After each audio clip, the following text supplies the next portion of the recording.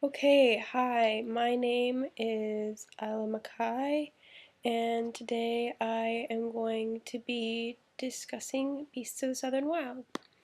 So, I was originally gonna do a character map for all the characters, but then I decided to just do a hero's journey analysis for Hush Puppy. So, the first part of the hero's journey is the wasteland. The film opens to a desperately poor community that's dirty and unsafe, and Hush Puppy is alone and having to feed herself and just doesn't seem like she's in very good hands. And this is the wasteland. And all that being said, the characters clearly have a great reverence for the land and where they live.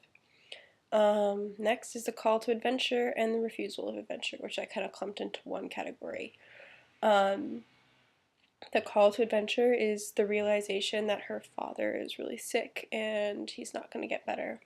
And then refusal of the adventure is when she is um, yelling at her father and telling him that he can't be sick. Um, Next is spiritual aid, which is her imagining her mother and what her mother would be like. You can kind of tell this is a spiritual moment for Hush Puppy because her mother is always shot with a golden light around her and kind of has like a almost off kilter kind of feel to it, as if she's in a different kind of world and space. And it's a golden light, so you kind of associate good feelings and spiritual light coming from her mother. After Hush Puppy has this spiritual confrontation, she goes into the belly of the whale, which is the storm, followed by being taken to the hospital. The hospital is actually, I think, really interesting because it kind of forces you to think about what kind of aid we're giving hurricane victims and if it's the aid they need and the aid they want, because in this film, it's this place that we feel is safe and helpful is the enemy, and they're trying to escape it. Ugh, it's been a long day. Um, Trials. She is taken away from her father on the bus, and that is her trial, the beginning of her trials, which are then preceded by her escaping from foster care, finding the rest of the members of the bathtub, and Powering then off. that was my speaker.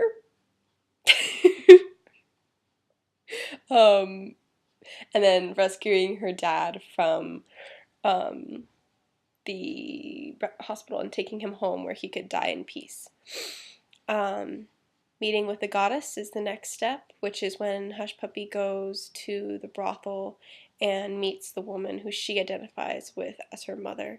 And the camera kind of wants you to think that as well, because the camera angle and lighting that they use is very similar to the scene where she is imagining her mother.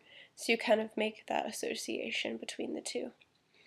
After meeting with her figurative mother, Hush Puppy takes the fried chicken that her father loves to his deathbed and feeds it to him, where she is given his blessing, which is the atonement of the father in the hero's journey. And finally is the ultimate boon, where she is continuing with her life and she is happy and content. Um, and I had a really awesome time in your class, so thank you so much, and have a good break.